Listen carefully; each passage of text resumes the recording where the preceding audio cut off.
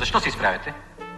26 младежи мечтаеха да станат актьори и ето, явиха се на този театрален конкурс. Но никой от тях не подозираше какво ги очаква. Ние хора ли сме или опитни мишки? От тогава минаха 20 години.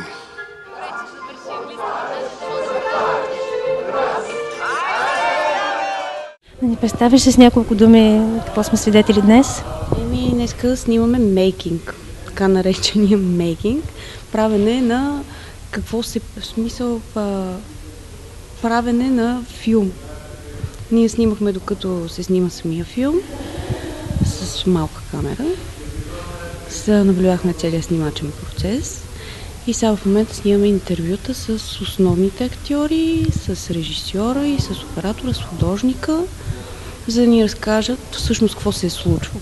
И след това ще бъдат монтирани нещата и ще имаме 25-минутно филмче, което е така наречения мейкинг.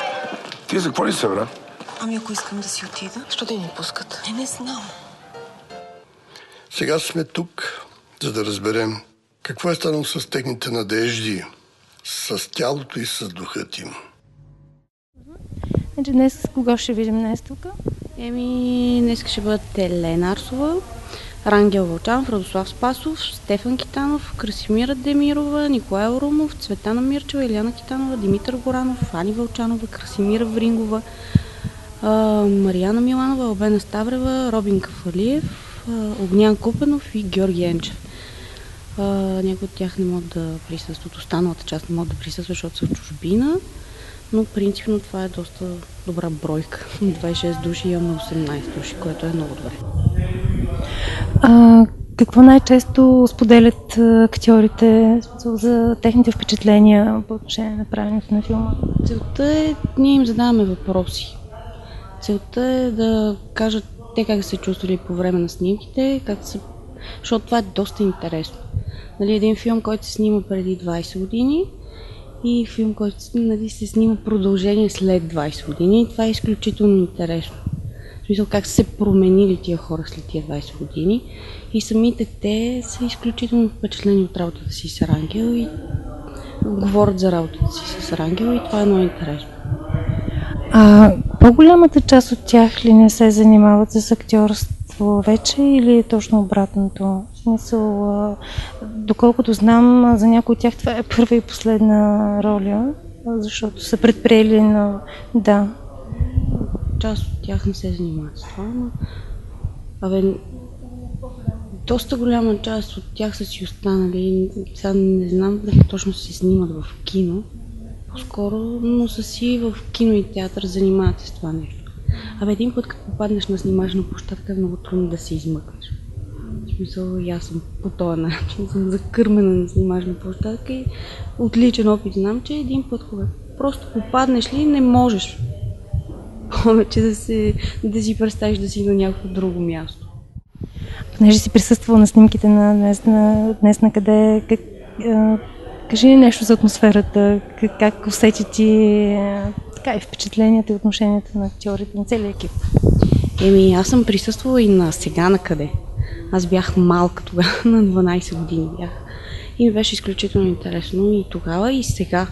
Сега беше доста по-различно, обаче тогава имаше млади актьори, които бяха изключително нахъсени и просто за тях това беше на живот и смърт.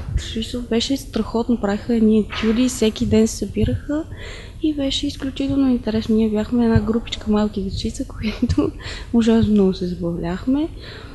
И сега беше почти също. Пак правиха етюди, пак по същия начин бяха ентусиазирани, жестоко се забавляваха. Имаше, естествено, беше изморително, защото се снимаше 40 нощи. Снимачният период беше изключително напрегнат, защото се трупа нощно време, като се снима, се трупа умора. Обаче беше много приятно.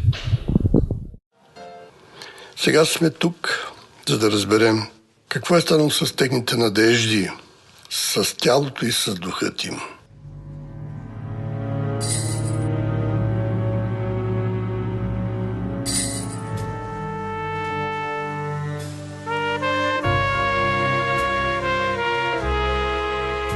Ми се струва, че двузначно. Нали, често в семейството се правят сцени, има театър. Но нали, играеме, имаме примерно адаптация на театър Сириус Савели. Това е всъщност едно производно на един театър, който всъщност основава Юлия Огнянова и Теди Москов са първите, които са в този театър, но заради обстоятелствата се разделихме на по-малки групи. Нашите режисьори Анет Танева и Сашо Стоилов ходят на турнета във Франция, ние в Австрия и Германия и така успяваме да съчетаваме полезното с приятното. Всъщност, кой е най-ярки ти спомен от тогава? От снимките, реплика, нещо, което много... От сега на къде? Най-яркият ми спомен е един, който ако го разкажа, не знам дали ще направя добра услуга на Рангел, не знам дали няма да му създада лош имидж. Или само минутка, извинявай. Дори дали няма да го вкарам в затвора, разбира се. Но понеже ние бяхме 20 годишни, така ужасно наивни, ужасно ентусиазирани. Нали, знаеш, на 20 години хората са готови да всичко в името на изкуството. Така много сладичко наивни и глупави. В добрия смисъл на думата, защото това никога повече не се повтаря в живота. Нали? Тези емоции, 20 годишните правят революциите, не ги правят сега 40 годишните. Това е факт. И един ден Рангел, който е голям манипулатор и беше ми влязъл под кожата на всички, ни събра и цял ден слушахме индийска музика. Не снимахме нищо. Там лежахме на едни матраци и дюшеци и той само с тази музика. И в края на деня каза, сега аз искам да ви попитам нещо, но не знам дали ще сте съгласни. Всеки има право да откаже, естествено. Аз нямам право да искам това от вас, защото аз съм стар и така, и съм си живял живота, но аз искам този филм да остане в историята на световното кино и да бъде нещо много запомнящо се. И въобще е така, говори, той ги умее тия работи и каза, аз имам една идея и ще споделя с вас и който е съгласен, нека да каже да и ще го обсъдим. Не всеки е длъжен да се съгласи. И каза, аз реших след края на снимките на филма ние всички да се самоубием.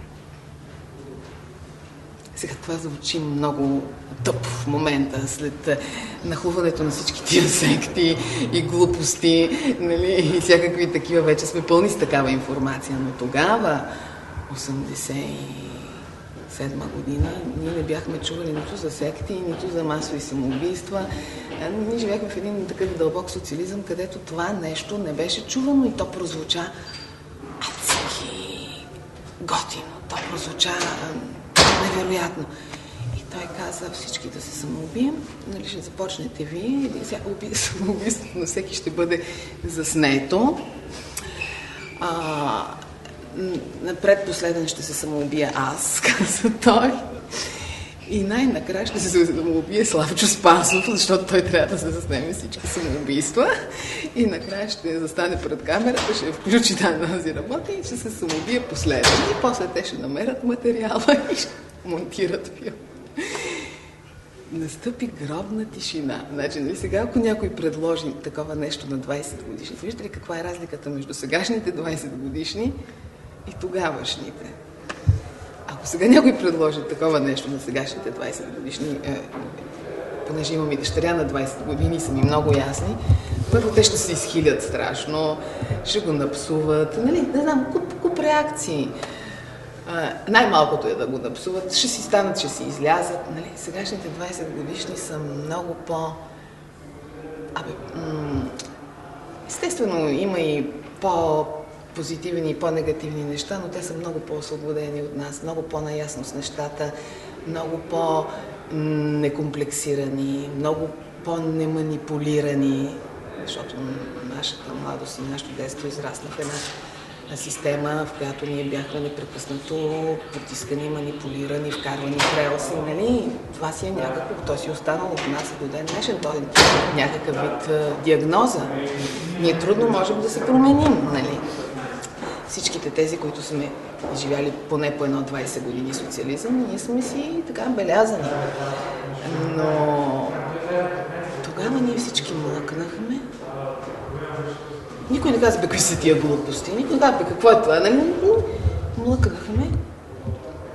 И даже мисля, че помня кой беше пръв, но няма да го кажа, защото може да ми се разсърди, който каза, аз съм съгласна. И от тук да седне се почна. И аз. И аз. И това беше на сериозно, разбирате ли? Аз си мълчах. Аз си мълчах. В «А сега на къде съм» една връзкарка, която на всичкото отгоре е бременна, която иска на всяка цена да стане актриса, да й се чудиш на акъла на тая. Ако тогава, преди 20 години, знаех, че нашата професия ще претърпи такава метаморфоза, че няма да има никакъв пазар, че ще преживее такъв катаклизъм, вътрешен, духовен, физически, какъвто искаш го наречи, толкова обида да натрупам в себе си, от липсата на хора, които да се погрижат за хората на изкуството, в смисъл да осигурят единствено и само пазар. Никой не им иска нищо повече. Ако знаех, че това ще се случи, никога нямаше да стана актриса. И това е много в дъното на, може би, героинята ми, която съм изиграла тогава. Хал хабер си, нямах какво правя. Рангел е голям езуит, ни даде една буква да прочетем от този сценарий, както и от следващия филм. Може би това пък е хубаво. Да. И така. Ще си спомням кой бях по... Не знам, имах или му помня, че имах някакъв номер 23, май беше, но като име не се сещам какво беше. Като роля? Като роля масовка. Още след. Да, не се спомня вече. Спомням си, че по това време много снимахме не по сценарии, така, правихме импровизации. Нормално, амбициозен оптимист, завършвайки Витис, имах някакви роли зад гърба си, главни. И бях така с представата, че имам една магистрала пред себе си, която трябва да извървя трудно, но със сигурност магистрала. Горе-долу до 1997 година се справяхме добре. Имахме частен театър с Кокаланов. И така, нещата бяха добре. След 1997 година, след промените, нещата се обърнаха малко. Ами сега продължават да се обърнати. Не се занимавам с това, което завърши 2001-2002-2003. Единствено едното от нещата, с които се занимавам актьорско, това е дублаж от време на време. Обичам да пиша някакви сценарии. Един сценарий мой има филм в националната телевизия. Един сценарий давах на Рангел да го чете. Той каза, много е хубав, но аз не мога да го снимам това нещо. Достатъчно ли ти? Значи не мога да преценя, защото аз се уморих от актьорската професия до 1997 година заради усилията. Аз правих частен театър заедно с моя колега Кокаланов и ни беше доста трудно и малко се поизчерпахме. Според мен така един човек, като мине на определена възраст, специални мотивации трябва да има, за да остане и може би много да го харесва, за да остане актьор. И затова мисля, че достатъчно ми е, не знам. По принцип творчеството ми липсва, но актьорската професия не. Ами, аз съм доволна, че ми се е случило да снимам в тези филми. В смисъл, харесва ми това. Филма е знаков за нашия живот. Самия факт, че започнахме в началото на кариерата си, в края на следването си, това е много силен момент. Точно като в песента, пак ще се срещнем след 10 години. В смисъл, изтискани са едни сокове, които... Но всеки човек ги знае. В смисъл, открива нещата малко по-късно. Ти на колко си години? На колко? Чудесно, ето сега изведнъж кой кумир искаш да срещнеш в живота, така. И да ти каже, ти си давай напред. Какви са очакванията ти? Срещнахме го, може би се разочаровахме на моменти от него, може би се сринаха разни авторитети пред нас. След това пак ги преоткриваш. Разбираш, че и те са хора. Разбираш, че и те грешат. Разбираш обаче, че въпреки, че грешат, трябва много да ги обичаш, защото са стигнали до някакви други неща. Изобщо нещата не могат да бъдат черни и бели. В смисъл, не можеш да кажеш, да, това много повлия на живота ми, но не можеш да кажеш, и това то не съществува. В смисъл, аз уважавам нещата, които са ми се случвали. И хубавите, и лошите. Защото това си е мой живот. Така това съм си аз. В смисъл, не искам да се отказвам от нищо. Сега на къде бях китарист. А какъв бях? Бях едно бомбе витишчийско, първи за втори курс. И това е. И много хубаво. Общо взето, още тогава, благодарение на този филм, започнах да усещам, че, както се казваше в Twin Peaks, нещата не са това, което са. Да, истината. И тогава Рангел ме накара всъщност да изиграя една роля на един човек, който в края на краища, в края на филма казва основния монолог и задава въпроса, а сега на къде. И от друга страна си дава сметка, че тая работа не е много за него и трябва някъде малко по-друга работа да вземе да се захване. И аз така малко постоях малко по театрите 10 на години. Аз съм си романтичен човек, бе. Аз наистина съм много романтичен човек. Има доста същества, които могат да го потвърдят това. Така е, аз наистина вярвам в едни такива морални ценности.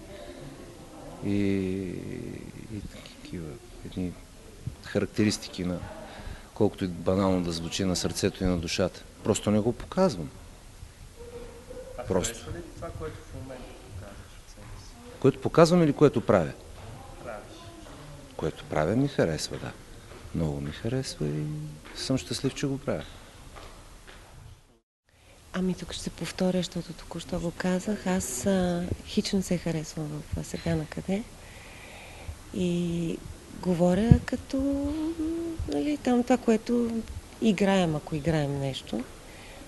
Не се харесвам и тогава не се харесвах и сега не се харесвам. Мен не ми харесва това, че бях много положителна. Нещо това не ми допадаше. Някак си в другите, като че ли имаше повече характер, чувство за хумор, такива неща, пък аз не. Аз лично много внимателно подхождам към употребата на думите любов и омраза. Смятам, че те са много крайни, много отговорни и много рядко ги употребявам и много внимавам, когато ги употребявам. Така че, даже ако ме попитате дали мразя някого, ще се затрудня да ви кажа. Струва ми се много, много крайно чувство да мразиш някого. Мога да презирам, да ненавиждам, някой да ми е безразличен, но омразата е много, много, много тежко чувство. Въпреки че може да се губим в думите, нали? Всеки човек вари различен смисъл в думите, но аз самата, може би бих казала да не се обичаме на тихо, а не да се мразим на тихо.